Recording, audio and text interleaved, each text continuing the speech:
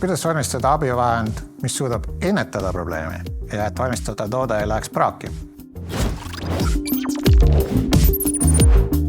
Krahh Pipes on tootmisettevõte. Toodame projektipõhiselt plastikust torusid ja torusüsteeme.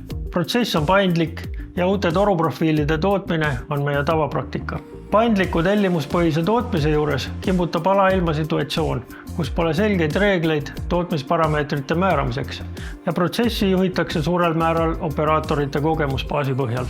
Uudse profiiliga torude tootmisel ja ka uute inimeste tööle võtmisel on õppimiseks kuluv aeg pikk. Samuti võib see kaasa tuua praaktoodete osakaalu soovimatu tõusu. Täna on meil juurutatud digitaalselt juhitav tootmine ja automatiseeritud kvaliteedikontroll. Tootmisliinilt monitoorime juba praegu üle 60 erineva tootmisparameetri. Just nende erinevate parameetrite tõlgendamises peitubki lahendus, milleks on masinaõppemudeli loomine.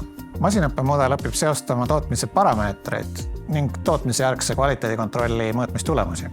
Nende andmete sidumine võimaldab potentsiaalset probleemi enne tootmise algust märgata ning nii anda hoiatus tootmisoperaatorile.